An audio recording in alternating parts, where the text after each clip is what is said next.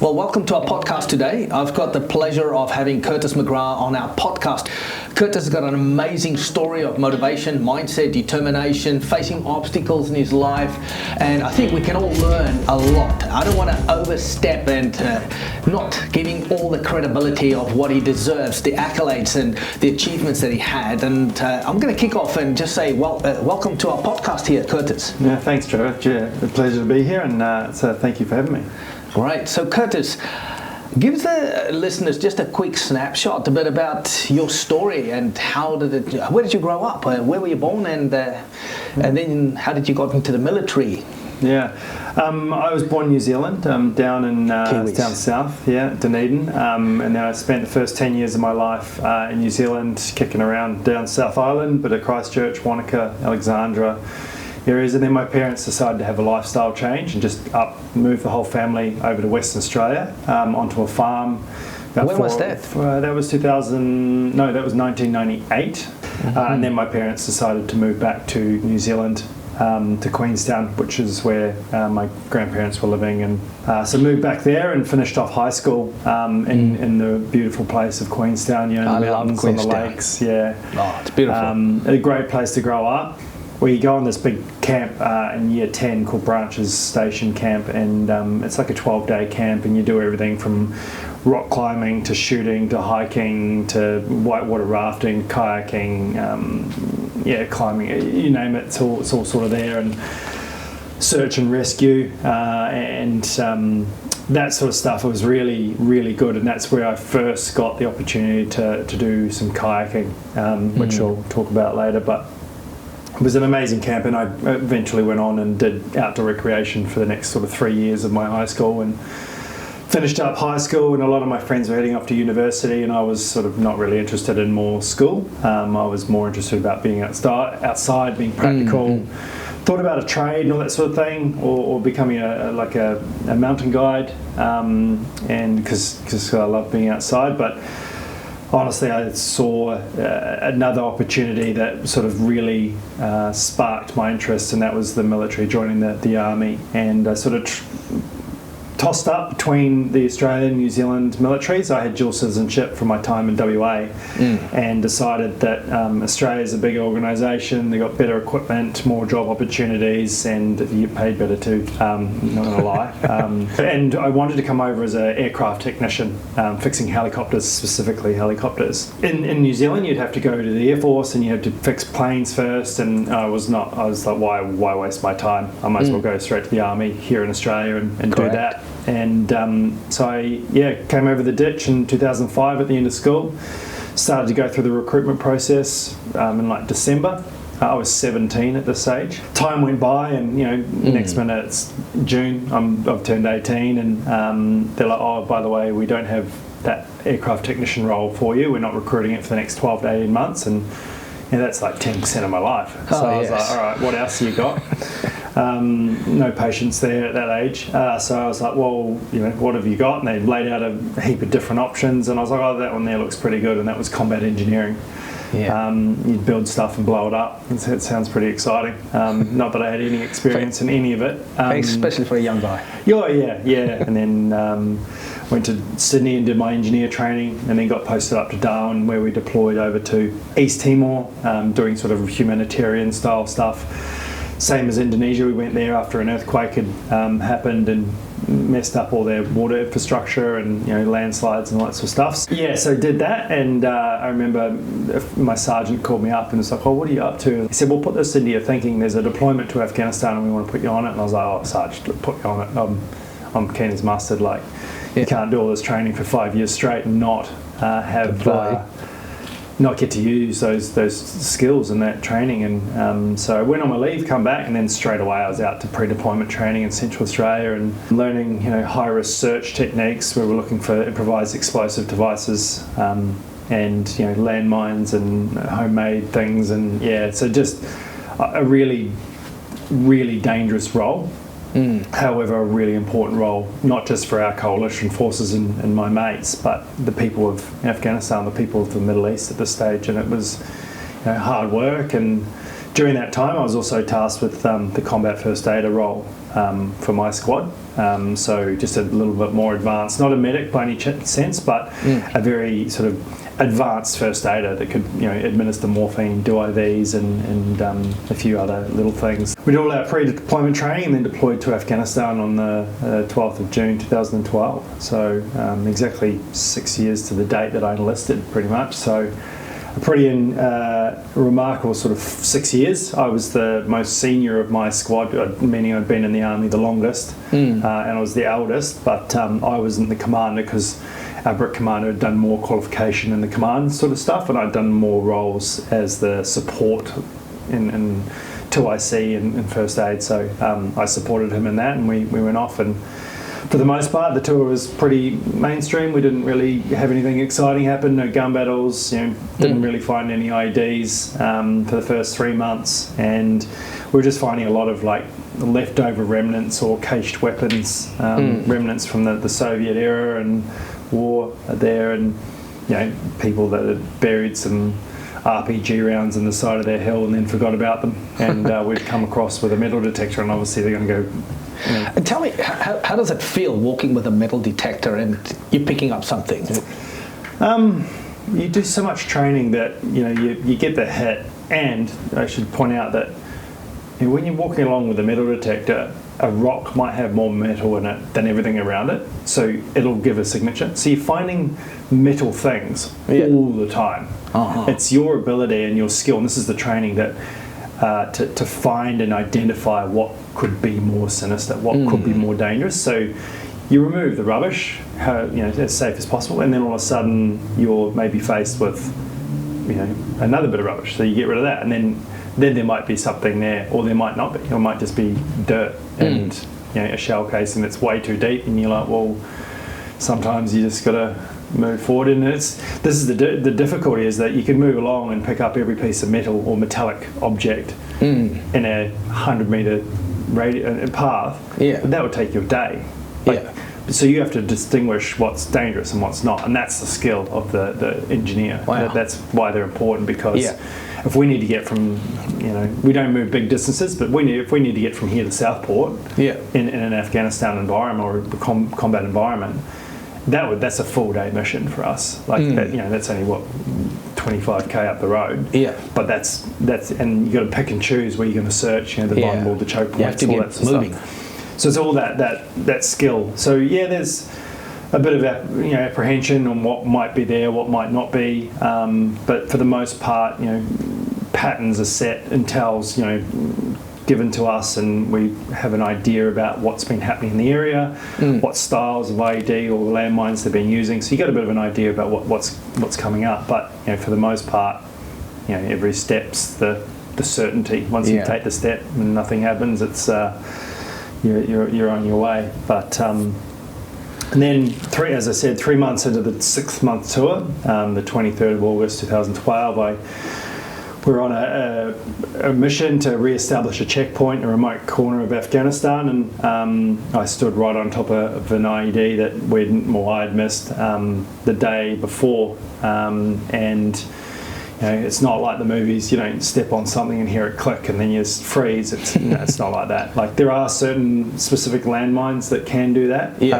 but for the most part, it's just step on it and it goes bang. Like, there's no indication that you've done anything wrong or something's about to happen until it's gone wrong. So, and what happened? So it went off. And then? So, it went bang, but I don't remember the bang. I don't remember the explosion. I don't remember anything ripping out of my hands, because I had my metal detector all folded up in this hand and my rifle in my right hand and wandering along. And next minute I'm laying on the flat of my back, looking up at the sky, going, what just happened? And rocks and stuff are falling down. And I was super confused, because literally in a blink, and I'm laying on the ground on the flat of my back, what? Just really confused, and I sort of get up and look around, and I could see bits of my kit all over the ground. I see the blast crater, my legs were just gone, and I was like, oh shit. And then the pain hit me, just bang, and really intense. It wasn't just my legs, it was my head, my arms, my hands, your ears, everything. Everything was really in agony. And I sort of tried to stop the bleeding with my hands and realised that was a silly idea because you can't maintain that. And luckily with your medical training, you like you're saying, you were the most senior person there with medical training. Yeah. And what did you do? Yeah, so obviously the first thing you do is got to stop the bleeding. So you get tourniquets out to try and put them on. I couldn't put them on because every time I tried I kept falling over. So thankfully another bloke, Pitch, came in and he put on the tourniquets. And then, I was feeling myself going into blood loss shock, and I was like, he's going to have to get the IV kit out, get it out, and talk them through that, all that set up. And then another combat first aider from the infantry team, he came over from the vehicles, they were about 400 or 500 metres away, and took over the IV, and then I had to talk them through the morphine process. Cordy, the other combat first aider, he was focusing on the IV because that was really important. Yeah. Morphine, you don't necessarily need it. Pain management, yeah. You don't necessarily need it, but it does make things in life a bit more enjoyable. How much blood would you have lost before the helicopter showed up?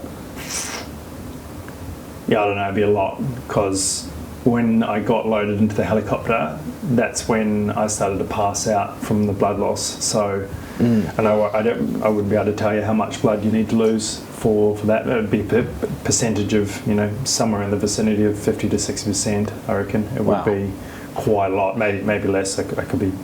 So this was touch and go. You almost lost your life. Yeah, and we were a long way away. So we from the hospital, and the chopper took a while. It's so important to get that person to the medical centre as fast as possible. Within the golden hour, as they call it. How long would it take for the helicopter to arrive? Like 40 odd minutes, 45 minutes. And then that's one way, and then you got to turn around and go back, right? So outside that golden hour, and in that situation is like, I wasn't thinking I was going to die until we had stopped, and all we had to do then was wait for the chopper, and there was nothing else we could do because we'd done everything we'd been trained to do. Put the tourniquets on, just waiting. IVs, pain, make sure that everything's How does it tight. feel lying there knowing? No, it's scary. It's time, it's and time is running out. Yeah, it's scary because I don't know about you, but it's not where you want to go. It's not where you want to pass away and die. You said to one of your mates, "I'm not dying in Afghanistan. I'm not dying here." Yeah, I don't want to die here. I don't want to die here. That's the words I used, and that's just not. You're there on work. Like you're there doing a pretty dangerous job in a pretty not the nicest place in the world. Like, yeah, it's beautiful, don't get me wrong, and the people have a lot of work there to do, and they have the right intentions, but it's hard. Like you're not surrounded by your family. I wouldn't say you have regrets, but you might have thoughts that you should say something to them and that sort of thing. So, and that's hard. And I was quite aware of the guys around me and their emotions and feelings. So I could tell what I was going through was going to affect them quite a lot. So it's not just your trauma; it's also their trauma. Yeah. So understanding that it's you drop a pebble into a pond and you've got ripples, and I see it like that. So you've got the people right there with you around that first ring, and then the second ring's like your family and your friends that are thousands of miles away, and then outside that there's all the support, all the people that are involved in you, and acquaintances and colleagues and all these other people that have influence on your life that are also affected in their own way. And the biggest wave is right at the beginning, right? And they're those guys, and I say guys because they're all guys with us that day, but the medics or the doctors that have to receive me at the end of after I get off the chopper, or the medic on the chopper could have been a female, but he was a male as well. But all those things, it's just like there's this trauma ripples through all these people, and I'm just one person. So walk me through something. Yeah. So you showed up at it was in Germany in. Oh no, it was Afghanistan first. In Afghanistan, hospitals there. Yeah. Treated my wounds and then flown out to Germany. Yeah. Tell me something. The very next morning, you woke up. What did the doctors tell you? What did people tell you? There was an Australian flight nurse, an Air Force nurse, Sally. I can't remember her last name. She was there. That's when I woke up in Afghanistan, Bagram Air Base, about to be loaded onto a big medical evacuation plane, a big military C-17, and She explained what had happened, what the surgeons had done, in a way, very vague memories of this. And then, you're going to be all right, this is where we're going. And that was pretty much it, like just matter of fact. Very direct and very like informative. But also, she's there to comfort me and make sure I'm all good as well. And she did her job fantastically. But given the extent or the scale of the situation, it was sort of hard to comprehend at that moment. So, what were you thinking at that point? Were you thinking, this is going to be challenging for me, or how am I going to cope with this? Or? Well, look, to be honest, I had no idea. I had no idea what was ahead of me, no idea what my life would be like, how I would look, whether I would heal or walk or run or swim or paddle, all of these things. It was just like, this is a bad situation. Like it was just sort of that, like a whirlpool, you're sort of getting sucked around the outside of it. And I think that's that feeling of like, you're sort of helpless. You're just on this conveyor belt of getting out and off you go. So. And what was the hardest conversation you had to have, and with whom, during your recovery? I'm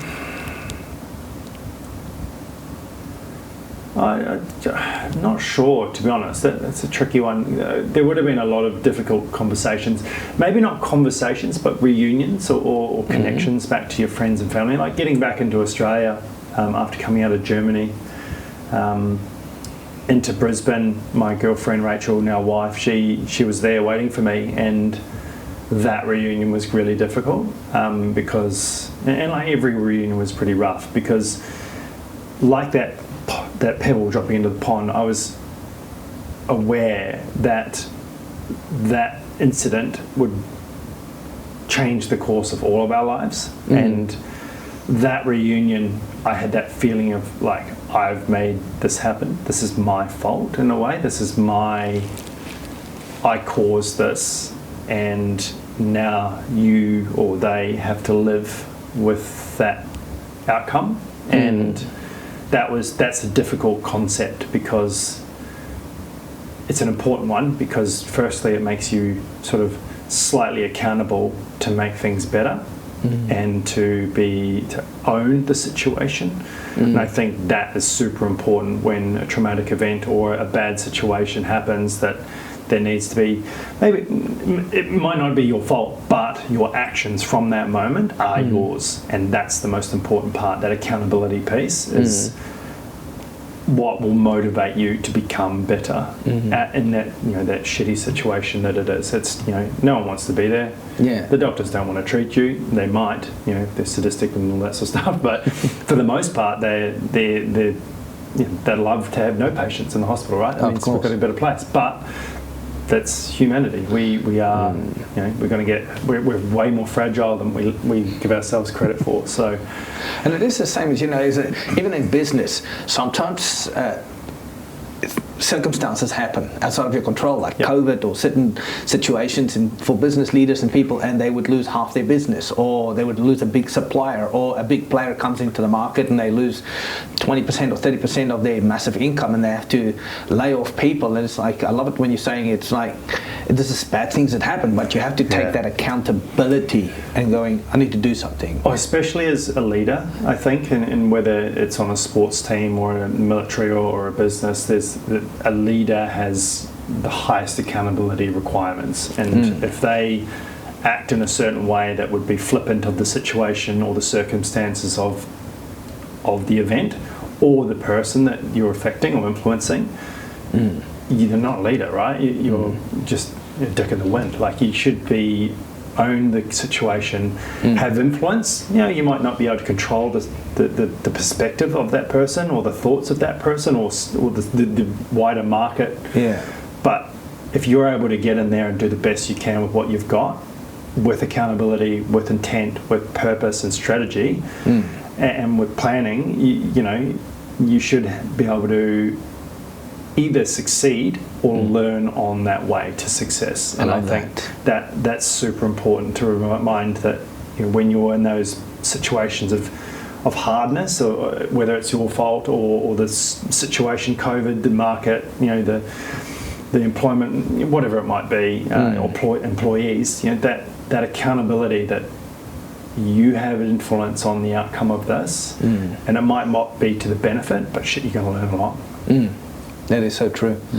And even, with during 2012 was the London Olympics that was on during that time, and I remember the story you told me was while you were waiting there, you were telling the boys, listen, I'm going to go to the Paralympics.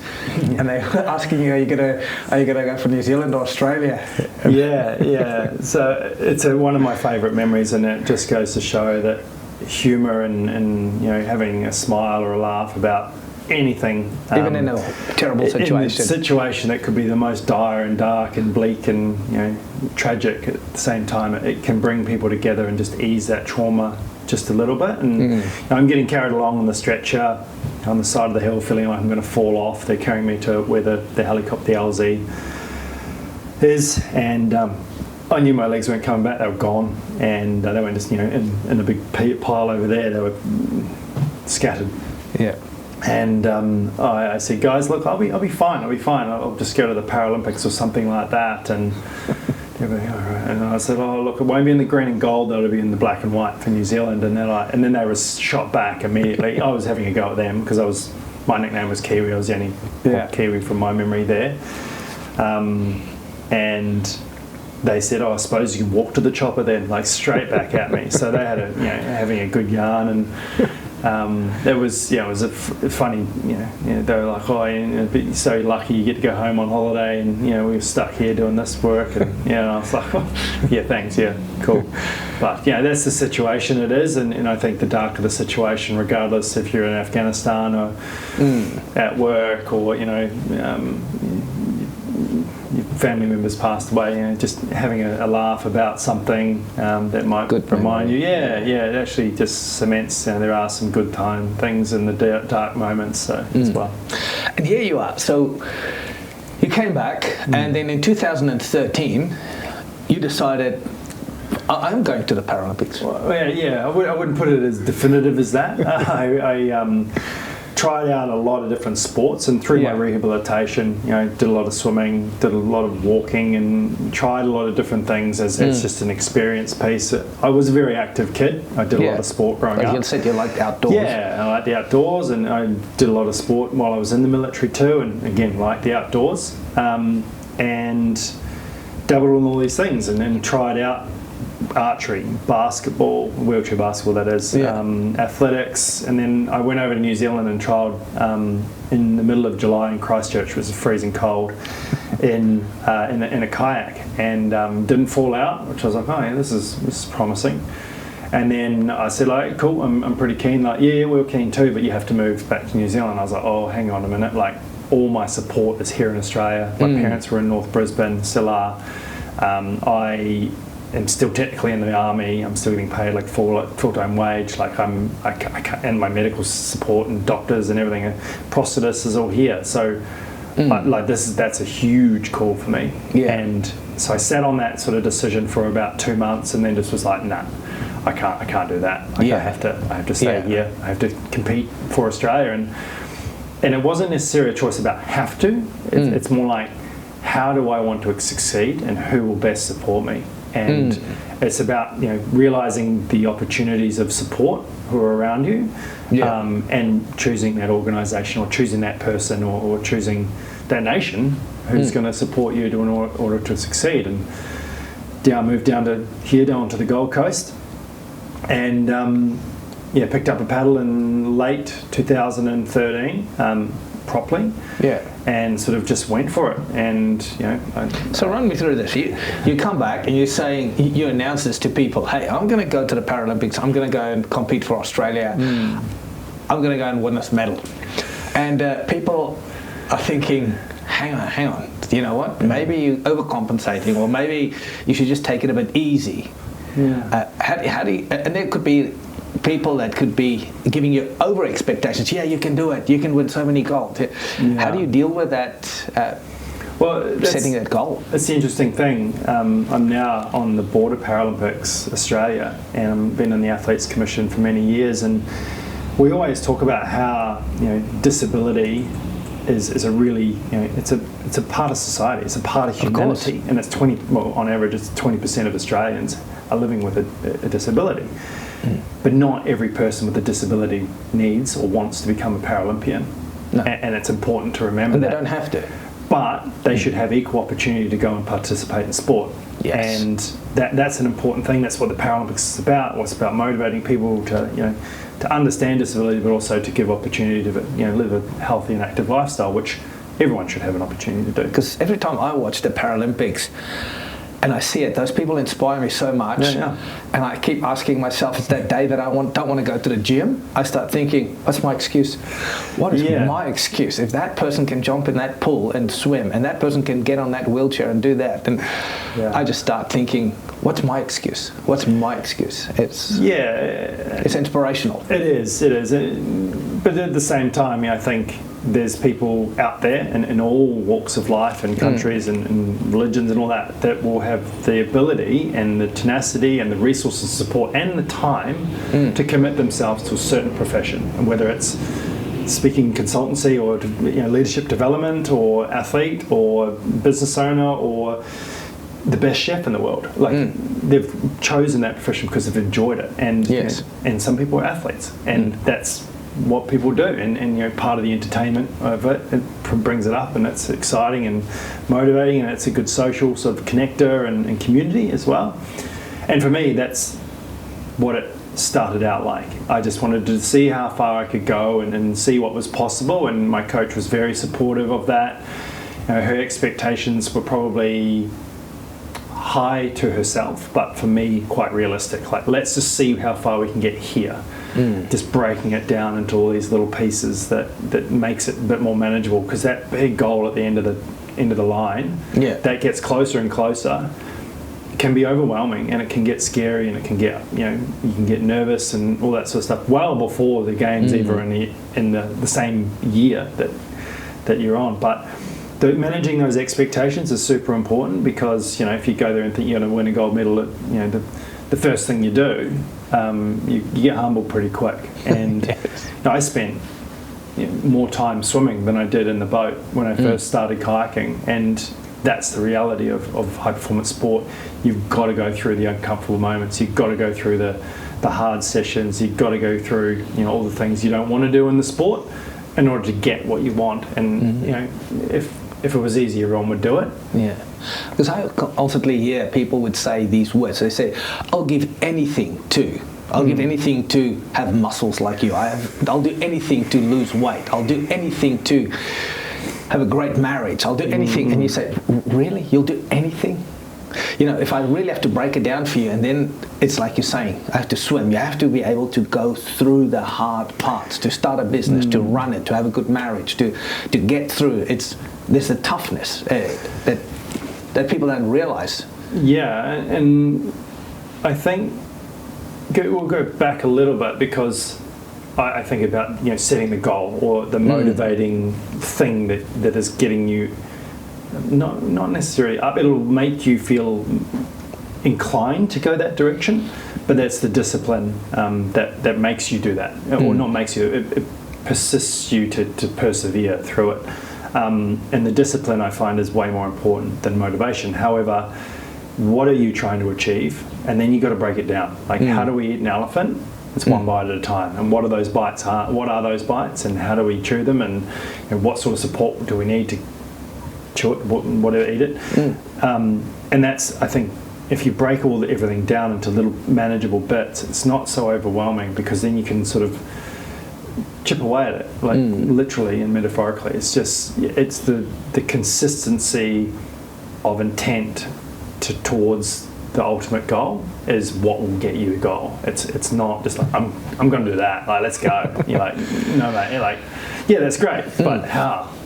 So after the incident, you've had about, since the incident, the day in October, you had about 4 years, and then Rio was coming up, right? But you started in late 2013, so you had 2 years. There was times where you had to get up and you had to keep pushing, right? And you just came out of recovery, doing a lot of things, getting to terms with a lot of things in life, and now there would be days that you would not want to get out of bed. We all have those days, you know, that it's hard, it's raining, it's overcast, maybe you had a big day yesterday in a training session, and now you have to go in and do another big day training, your muscles are aching. How do you get yourself out of bed and into the boat before that training leading in, knowing that that timeline is coming up? Rio is real, it's coming. Yeah.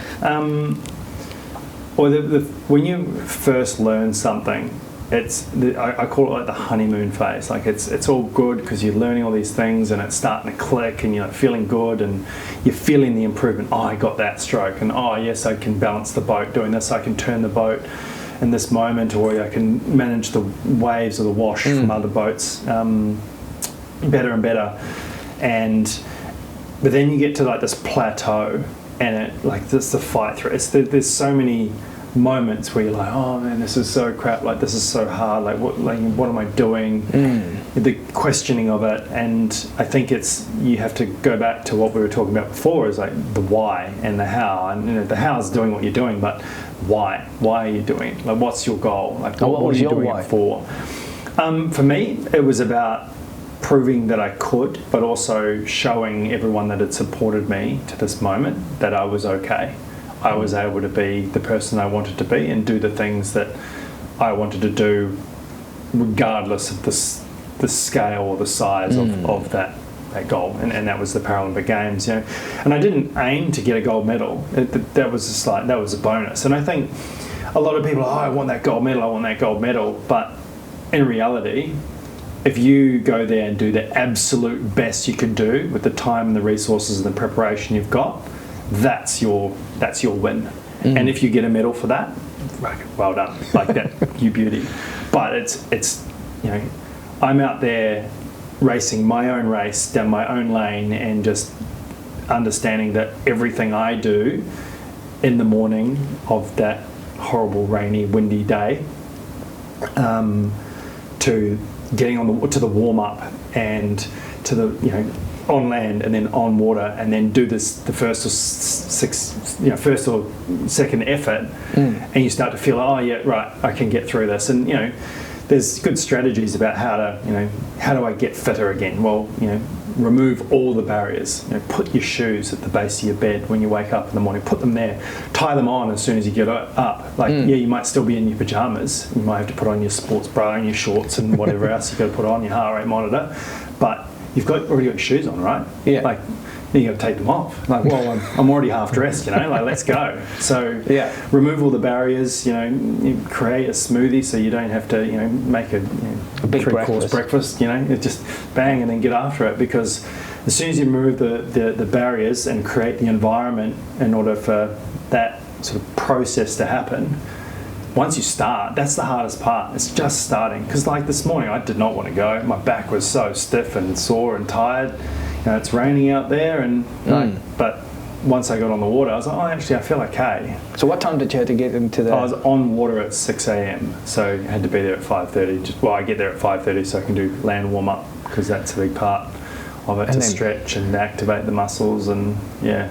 Still don't feel warmed up until I'm like halfway through the session though. So, but the hardest part is, like you're saying, by removing the obstacles, you're removing the excuses. Just little ones, not the big ones. Not the big ones like, oh, I'm shit in my car, bitch, or I've got a flat tire. Well, it's kind of in your control, but outside of the expectations of control at that moment, right? So if you can remove the controllable sort of barriers, you're halfway there.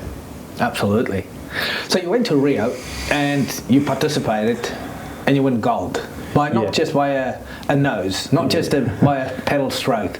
I watched that race. Yeah. It was amazing. It was like you're almost a late starter at the beginning, getting out. Yeah, not the best starters. Not the best starter, but these other people are going for it. Now, tell me something very interesting is the hooter goes off, you start bolting, you see the other people are pulling away. Are you watching your competitors, or are you running your own race? Are you doing, this is what I need to do, or are you watching them? I wouldn't say watching them. I'm aware of them. Mm-hmm. So I'm aware that they're, and I expect them to be a little bit ahead of me, because I don't know what they do over there in Europe, but they are really good at starting. Yeah. However, they're not so good at finishing the race. You finish strong. So we've had I've had a few coaches now, and they're primarily, we do a lot of work in the longer distance and the long lactate. So I'm a 200 metre sprinter. It's the shortest event we can do, and we don't have an option to go longer. However, in Australia, we do have an option. So we do 500s and 1000s,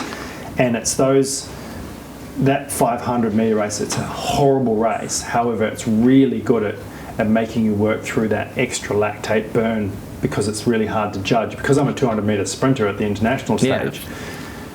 You're only racing to 200 metres, but we're doing 300 metre efforts over and over and over and over again, just a little bit longer, and it makes you burn and burn and burn, and then you start working, and you still got to do, you might have to do 12 300s, and by the sixth one you're absolutely pickled, but you're only halfway. So it's that, and it's when we're going back to the reasons why you don't want to do or shouldn't do something, is that I'm now very aware of it. When you get to a moment in your session it's really hard, and you start looking for excuses. My arm, my back, I'm really tired. Everything's fatigued. I've got too much lactate.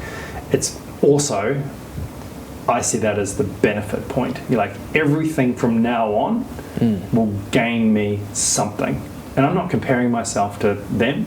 I'm comparing myself to my current self. Yeah. And as I said before, I'm not T-boning them, I'm not tackling them, and I'm not necessarily worried about the competitors. Yeah, you're worried about the result of the competitors. Yeah. But actually their race, because in business, sometimes business owners watch their competitors, what they're doing, then they try to overcompensate in their own business. And sometimes that's the downfall of them. But it's also being aware. I love the way is, I'm not watching them, but I'm aware of them. Yeah. So knowing which players are in the market and space in business, so that you can know people are going digital, or people are moving, or they're using AI, being aware of it. But sometimes it makes people anxious because they're not playing to their strengths, who they are. Which is where I was going to go, with this question, because I think you've got to the point you're at based on a strength of some sort.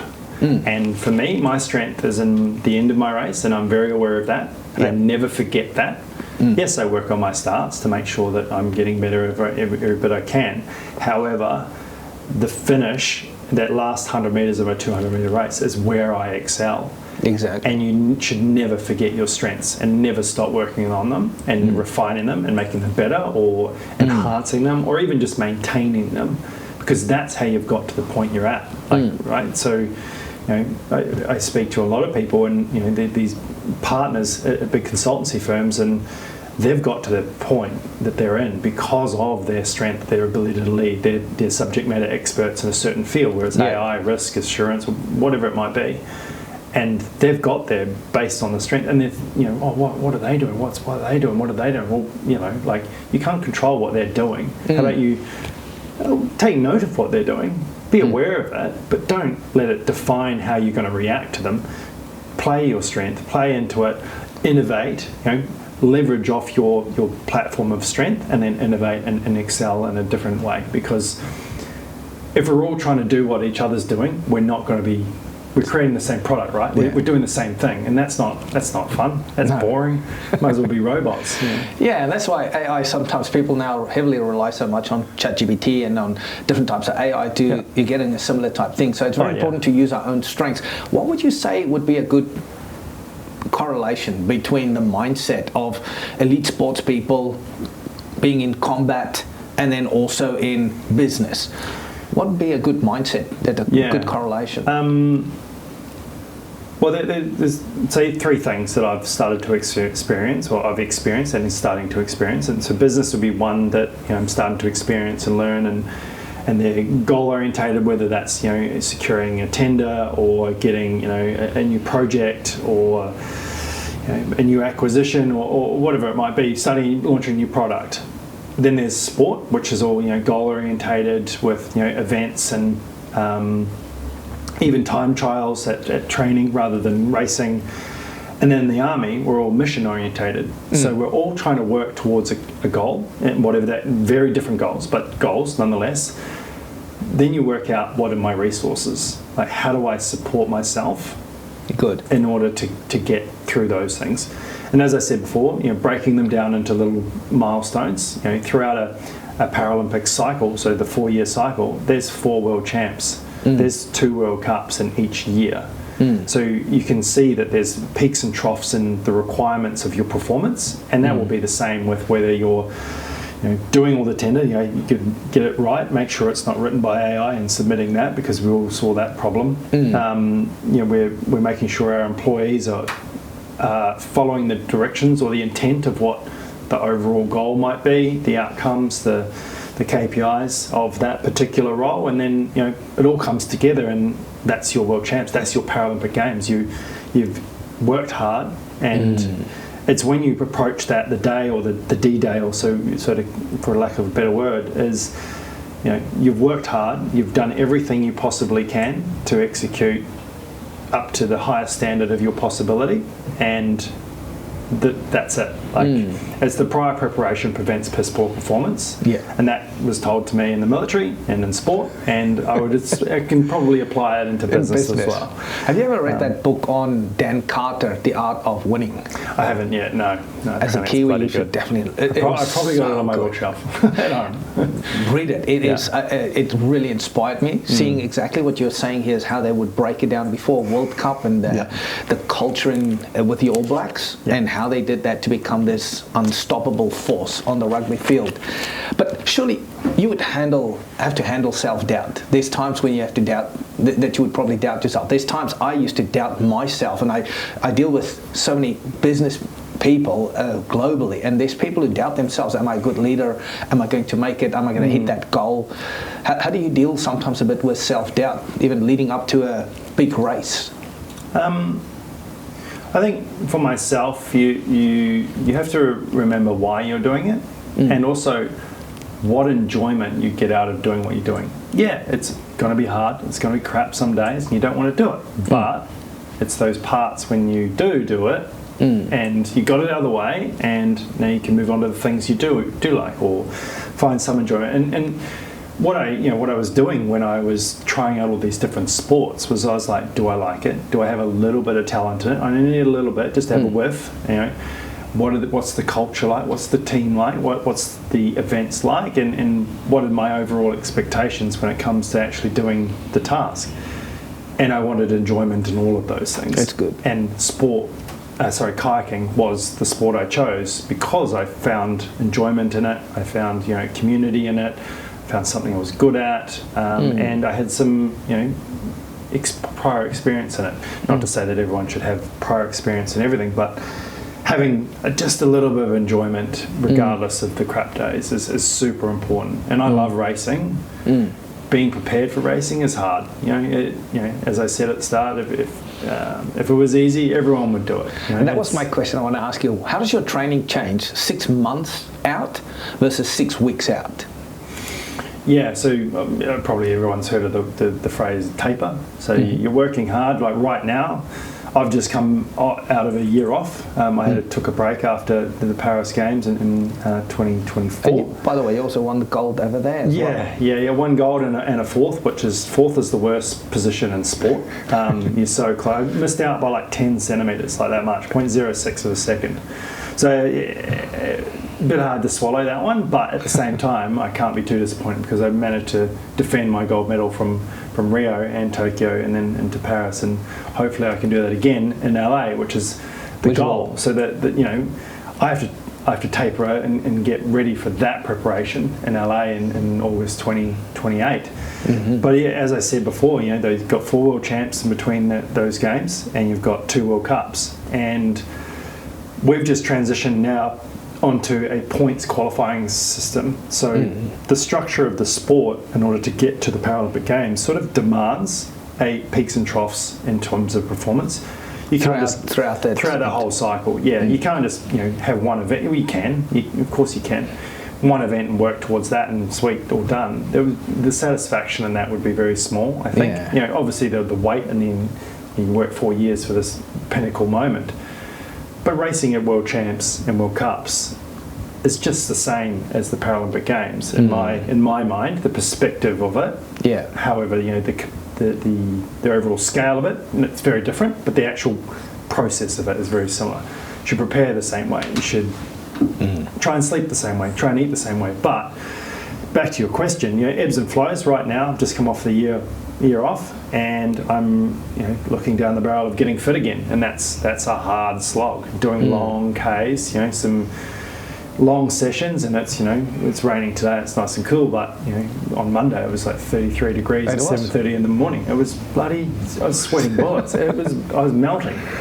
But yeah, you have to prepare. You have to make sure you're hydrated and all that sort of thing, and then work towards that. And then our domestic season starts in February. It's kind of already started, but our first competition's in February, in March, and then that's our national champ. So that's national selection. So we'll do a little peak there, get a little bit faster after Christmas and New Year's. And then I've got a World Cup in May, and we'll train through that in a way. We'll have a little bit of a taper. The tapers are shorter based on the scale of the event. World Champs is our sort of pinnacle annual event, so we're working towards that, which is in August. And it will get very hard training in May, June, and July. Lots of lactate sessions, those 12-300s, those 500 meters as hard as you can go, and time trials, and but then also the easier things happen as well. You're doing those really hard sessions and they're horrible because lactic acid is a horrible thing. It's hard. But you might be doing flying 50, so 50-meter effort as fast as you can go. You barely puff to the end. It's like 10 seconds long. Yeah. So your 10-second effort, but it's super important to get that work, that speed work, because when you bring it all together in August at the World Champs, it's all that puzzle pieces, boom, boom, boom, boom, boom, and then you've got this complete race. And it's the same as somebody in business who wants to upscale. It's not just focusing on one thing. In leadership, for argument's sake, it's not about just the one thing. It's the small little puzzle pieces. You need to learn a little bit about your finances. You need to learn about sales KPIs. You need to learn about encouraging your team. It's like you're saying. And when you got all of that, the puzzle pieces fall in, and as a leader, then you stand out. But my question is this whole peak, this build-up, right? And taking a bit back into 2020, just before COVID, you guys are pushing hard 4 years after Rio. I remember you were flat out, always. We were talking, catching up sometimes for breakfast. It's like flat out. You just come out, you're busy building, you're busy getting into that whole peak side, and all of a sudden COVID hits and they tell you it's off. Yeah. How do you deal with that? We're going to do it next year. At that moment when they postponed, it felt like it was cancelled.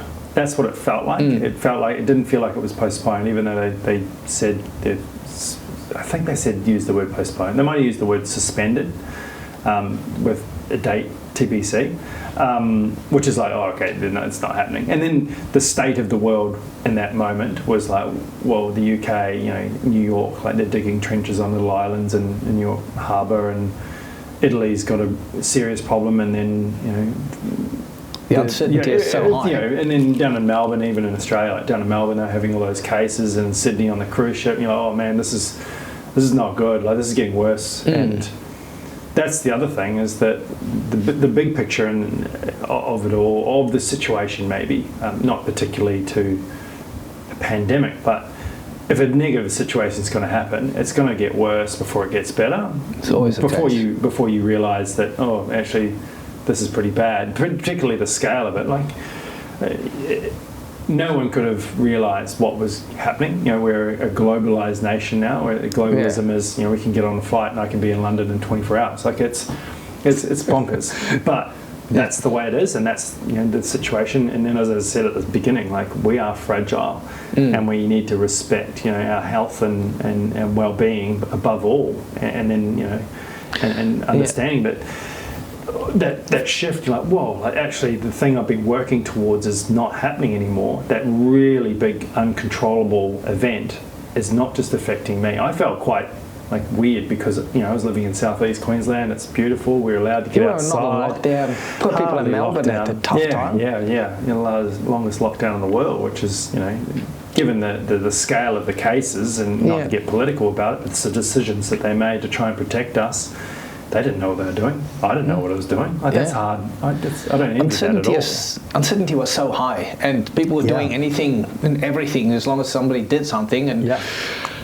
But here you are, you're tapering. You're going in 2020 for the Olympics in Tokyo, and at national championships down in March, and they're like, "You guys need to get home. They're going to close the border." And I was like, "Oh, I better get in the car then," because I drove down.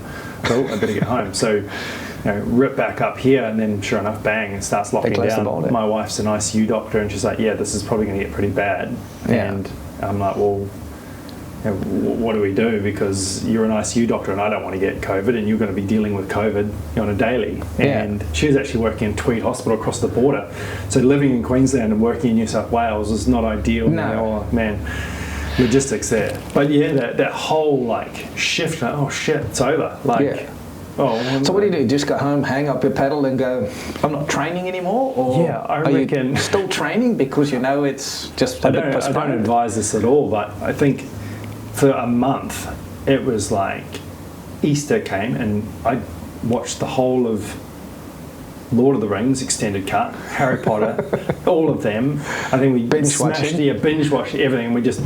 My birthday is at the end of March, and my wife bought me the big Millennium Falcon Lego, and I saw that grey one. Drank How many wine. Pieces? Like 7,000 or something. And you took it forever. I saw. Oh yeah, it made my hands bleed. It was hard work. But and just drank wine and watched movies and hung out. It was actually. Taking the good with the bad, it was really nice to spend time with Rach and to be at home and be around, home for a long time. It was the first winter I'd had at home since 2014. So, and Gold Coast in winter's the best place in the world. But at the same time, not forgetting what I was trying to do. We'd still go to train. I'd still go to training and just go out with my coach, and we'd just paddle around and keep fit. And in the end, I think it was in September, I think they made the call that the Paralympics will happen in 2021. So just a full 12-month delay. And I was still quite pessimistic right up until the point where about halfway through the Olympics, because on the Tokyo website for the Games, you can go in there and see the case reports of who was positive, what sort of roles they were playing, and hardly any athletes were getting positives. Hardly any. There was one or two maybe false positives. But it was all the workers around it. They were the ones getting positive, but they weren't actually coming in. They were all being a part of our situation, the Games. They were doing laundry, or they might have been doing security, and that was the situation. There's actually this might actually go off, might actually happen.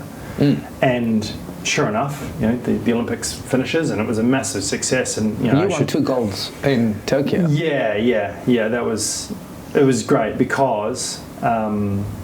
Firstly, we had the opportunity to be on prime time in Australia because we're on the same time zones or thereabouts. That was amazing. It was great, and we had all of Australia watching the TV and being able to be a part of it, which was it grew our movement quite a lot, which is so good. That was good. Can't wait for Brisbane and what that'll do for our nation and the Paralympic movement. But I was sitting on my couch with my dog, watching the opening ceremony for the Paralympic Games, because my event's in the last half of the Games, and they won't allow you to come in more than 3 days or something before your event. So such a weird thing, this big moment that I felt in 2016 in Rio.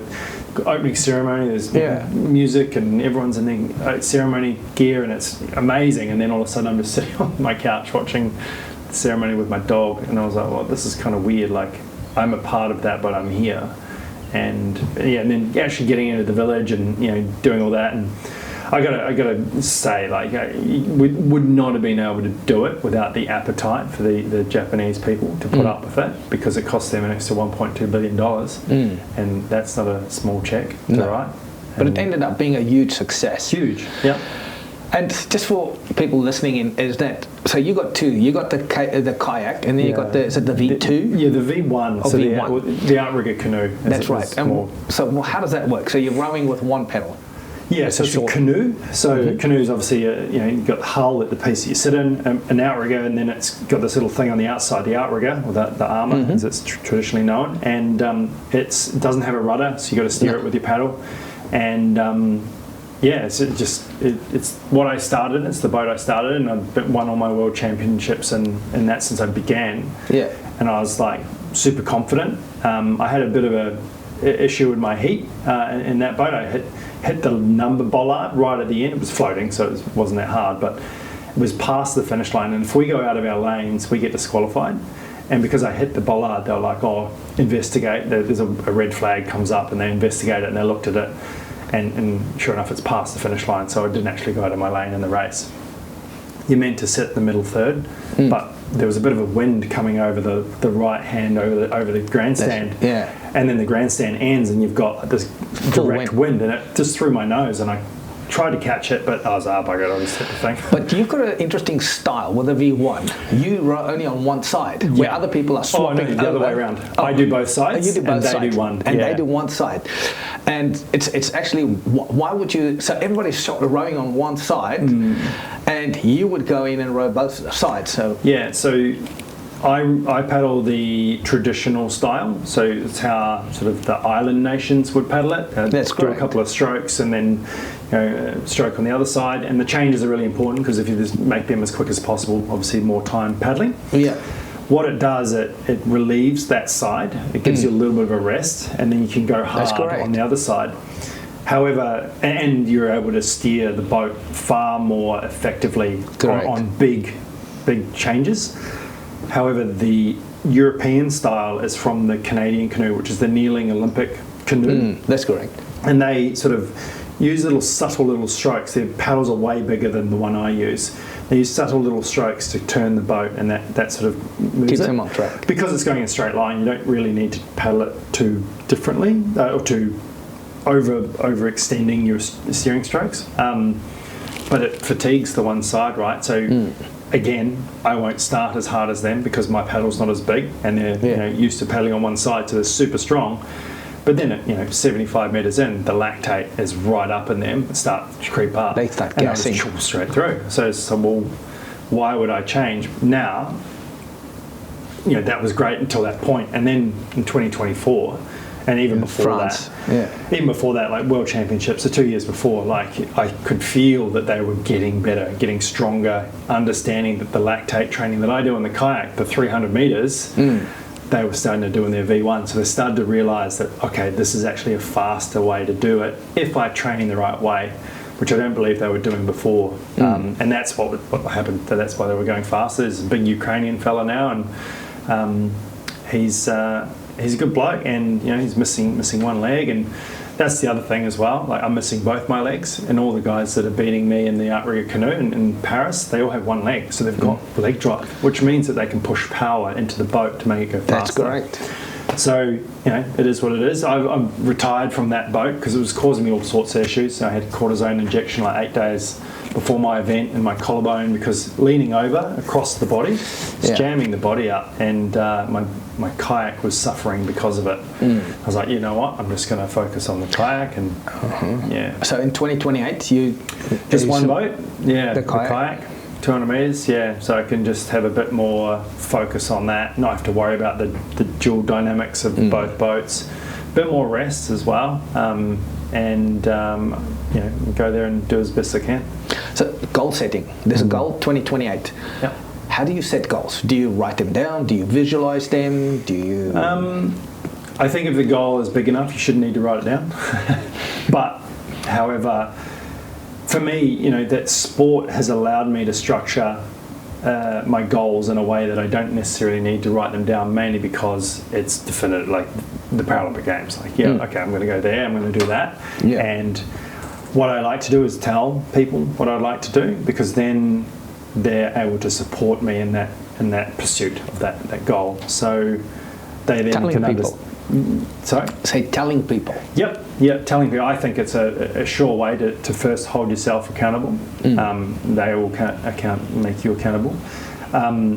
It'll make them understand why you're doing the things you're doing and how they can see to support you in that pursuit. So, the obvious ones is like your family members, your nearest and dearest, but then you've got your coach. So they need to understand what you're trying to achieve. Maybe this year it's not as intense because other things, and you're sort of prioritizing business or my board roles and my advocacy roles in other areas, or come games year 2028, it's just like focus, like laser focus, and you can shift that, and they can help you with your programming, they can help you with your expectations, but also help you get the most out of the sessions when you're there as well. So talking about marginal gains, right? Those tiny little things, that's going to be the difference between gold and silver. Yeah. How would you, what is it that creates that marginal gains for you guys? Is it tracking everything on your garments and how you're doing this, your mentors, people who's sitting on another boat, helping you to do it a little bit better every single time? Or I would assume that sport, it's particularly my sport as well, has had a lot more advancements in its tracking technology. So our Garmin trip computers, we just use cycling computers, but you just convert them. Yeah, well, not convert them, but they just got another setting that they read certain things, and you can get distance per stroke and all that sort of stuff. We've got these really amazing, intense GPS systems that are way more accurate than a Garmin, because they do like 1 a second. I think it's the fastest, whereas the GPS on the back of our boat, that there's no screen on it, just an on-off button, that does 1 every like 100th of a second. So it's very, very, very accurate, but also it's got a gyro, an electronic gyro, so it can do the twisting of the boat, because the twisting of the boat is actually force loss, so force leakage as we call it. So measuring that, and the distance per stroke and effective work rate. So you can get all these things on your Garmin as well, but when it's done in 1/100th of a second, bang, bang, bang, it's you get a lot of data to work with and way more accurate, and you can see subtle differences in certain parts of your efforts to be able to understand. And then we've got power meters within our paddles. Not always, because they're actually quite heavy. Relative, like compared to an empty paddle, and then you put it in and you're like, oh, actually this is quite a bit of weight. You get used to it because in your muscle memory, but and that's managing the power output, watts per stroke, and that sort of thing. Stroke rate's really simple. We've just got this little counter. So measuring all that and putting it all together, and then you can put it up on a computer, and that's why we've got data analysis. And that data is valuable. Yeah, it is. It's really important. Not critical, but it is an important tool to be able to analyse how you can make really small marginal gains. And is those small marginal changes really that important? Well, added up, added up over 100%. If you've got 100 marginal improvements, you're going to be 100% faster, maybe, within relative sort of speaking. But it's the little things, doing the little basic things well will make you really good, and then the really little finite things will make you brilliant. Like it's just all adds up. Yeah, and I think we often forget, especially as elite athletes or elite anything, chefs, business people, speakers, the basics are you can fall back on them, and you never, and it's like what we were talking about, the strengths before, you never forget about your strengths, because that's what you can fall back on. If things aren't going well, it's not going right, you couldn't have predicted this, but it's happened anyway, and these sort of things, you fall back on the basics. The basics are the fundamentals of making everything work, and then obviously hopefully you'll have a strength there, and you can fall back on that and move into a bit more comfortable water where you can get back and get a bit of an orientation about what you can do to rectify the situation and move forward. So because a lot of the business people I work with as well, in 2008-9, when the GFC hit in 2010, they organizations, so what they did was they came up with a 10-step plan, survival plan, and all they did was get back to the basics. Everybody's back in sales, everybody makes a phone call, everybody follows up, getting the basics and the fundamentals right. That saved a lot of businesses through the GFC. Same in COVID. A lot of businesses didn't try to do the smart things, but to try and say, how can we get back to basics? And even as leaders, living in uncertain times where the world can change, trades, the economy, things can change, war. Yeah. Getting back to the basics is so important as a leader as well, isn't it? Yeah, of course. Yeah, I think you'd be silly not to acknowledge that the basics are, obviously the foundations of what you're trying to do. There's a cliche saying that all athletes talk about, and that's control the controllables. And if you work out, your circles, and you've got this uncontrollable, and then you've got your little one in the middle that you can control. And if you start focusing on these things and doing these things really well, you'll have a better chance at influencing that outer ring. That's it. Making sure that you're doing those things, eating well, sleeping well, rocking up, you're recovering, and that's something you've kind of hinted at that. We do all this training, but actually we do more recovery than we do fitness, and we do training. So the recovery is super important, and I think that's what makes elite athletes is because they've got all this sort of focus and time in that recovery phase. And elite athletes, majority of the Olympic and Paralympic athletes have jobs as well. Imagine what they could do if they'd focused purely on their sport and the recovery and everything about that, like our professional coach, like our NRL players, the NFL, tennis players, netballers, all of the above. Like all these sports, they're all paid, which is wonderful and good on them. But that's not the reality for Paralympic and Olympic sports. A lot of us have to have jobs. So if we're able to, chill on the couch and watch a movie rather than, sitting at a desk and answering phone calls and that sort of thing, it's difficult to try and balance it all, because that's not probably good for your body sitting there. And, there's other ways we can sit and other things and seats we can get and Swiss balls and whatnot. But the recovery element, as I said, sleep, eat, stretches, massage, physio, ice baths, saunas, hot baths, compression, there's cryos, there's so many things. Altitude, so many things. Yeah, so many things that we can work on now, and even different supplements and things, working with nutritionists. There's so many little things. Is it important to have those coaches around you? Look, again, I would say not critical, but can make a big difference at the right time. And one of the questions I get asked a lot, do you use sports psychology? And I was like, well, not usually. And the reason why is not that I don't think they have a purpose, and everyone's different, but for me, often I'll come to the conclusion of the solution I'd want, and my use of a sports psych is to confirm what I've already figured out. Is that the right course of action? Is there another way of doing what I need to do, or another outcome that might be presented or might come out of that process? So understanding that other people have different perspectives on different support. Yeah. But like we all sleep, we all eat, and we all train in a certain way. Strength and conditioning is probably one of the ones that a lot of people understand, that it's a part of our athlete life, but it's a complementary. It needs to be complementary to your main task, your main output, which is paddling. So if my gym work is getting in the way or becoming a hindrance or making my body too sore for on water, it needs to wind down. You need to balance it. Everything with moderation. Talk about balance. So you've got a beautiful wife and a son, Monty, as well. How do you balance fatherhood, sport, your job, being on the board, being on so many different ways there? You're a man of many talents, studying, there's so many things going on. How do you balance this?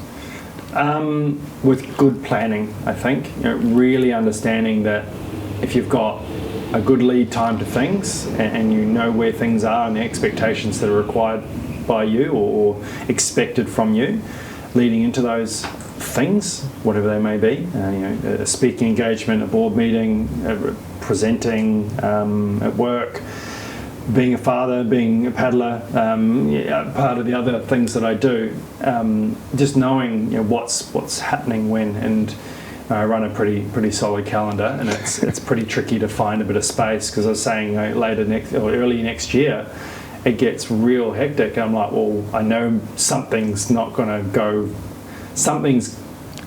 get as much attention that it probably deserves, and that's probably my family, which is a sad fact, but it's really short term. And I might not want to be there that day, and that's okay as well. But to be honest, it's just a juggling act, and never to forget, who's there supporting you, because if it all falls to shit, they're the ones that'll be there. And, of course. And it's important to remember that the balance is necessary, but there's always a requirement to focus on those that'll be there when it does go wrong. I've got 2 more questions for you. What is your aspirations and your goals for your son? To grow up healthy, happy, and have the choice to do the things he wants to do.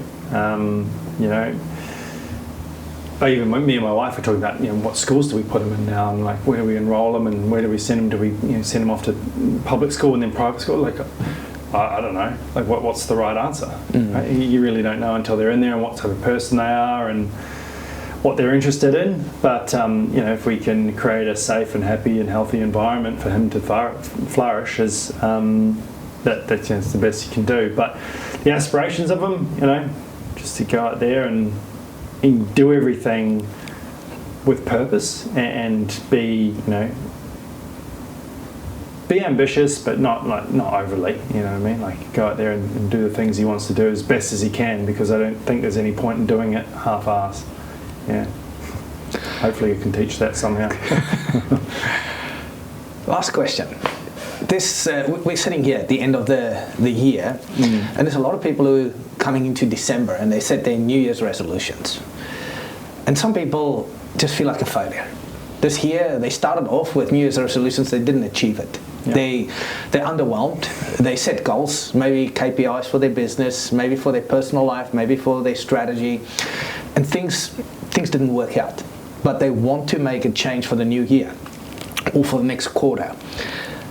And they want to get started again, pick themselves up, and start to achieve. What advice would you give people like that if they want to get out there and start saying, hey, I want to lose weight, I want to become fit, I want to run a marathon, I want to do something? And how do we get started? If we feel like, hey, if Curtis can do it, I can do it. He's had so much negative setbacks in his life, but look at what he's did. He's came back, did all this stuff. How can I start? Where should I start? I think having the perspective of a new year as a new clean start in a way. So yeah, I've made lemonade from lemons and made the best I can with what I've got, but I've realised that that was crap, and I've needed to move away from that. And the way I sort of saw it as this opportunity to improve and become something, still me, right, but a different version of me, and maybe a bit of me. Who knows? Who knows what would have happened if I didn't get injured in Afghanistan, and where I would be, and was that sort of thing. But I was going back to, I think, the question about goals and getting through or persevering towards something is remove those barriers. Like, try and create the environment you want around the ambition or the task or the goal, and then use a New Year's resolution to excel. And there's that myth around habits. How do you set a habit? It's not 21 days. That's a myth. It's around about 66 days. That's the average time it takes to set a habit. It's anywhere from 18 days to 256 days. That's how long it might take you to get proficient or to get disciplined in order to. It just happens automatically. You wake up, you put on your shoes, and next minute you're running down the road. You're like, holy shit! Like, what just happened? you zoned out. But it's starting to happen because it's a habit. It becomes easier and easier and easier, and then when it does become too easy, it's important to shift. To step it up a bit. Yep, step it up. Change what you do. Go and do a different type of. If, for instance, if it is running, go and do some hill runs. Don't just run on flat concrete or run on the beach on loose sand. Yeah. Change it up. You create different muscles and also pathways of resistance and resilience as well, because the variations of environment and variations of doing something will create different outcomes, and that's when we experience all those outcomes. Not that we can ever, but as many as we can, we are also able to achieve more because we're able to anticipate certain situations as it comes up. So what I can hear is don't be too hard on yourself. Give yourself a bit of leeway to build that resilience and that discipline. Secondly is set a goal. So be very clear, this is what I want to do. And maybe small beginnings, and then if it becomes easy, step it up. Really do it, and keep focus. It's not about necessarily just always hype yourself up, motivating yourself, but being disciplined. Just show up, get your shoes ready, get the stuff ready, so that you remove all those barriers, so that you don't always have excuses. But and I'd like to add to that maybe an accountability sort of aspect to it, whether it's your friends, your family, your loved one, maybe your children, or your business partner, whoever it may be, your teammate. Just to tell them, like, this is what I want to achieve and this is what I want to do, and don't be too hard on yourself if it doesn't work out the first time, because perseverance is a great substitute for talent. So good. Well, I'm so glad to have you here. I know your time is very valuable, and you've got a very high technical schedule that you're running as well. And we are really going to watch the Paralympics. I think it's come a long way. It's got a lot of exposure. I think it inspires, and I want to encourage anybody who's never watched the Paralympics, watch it. It is so good. Watch Curtis coming out in 2028.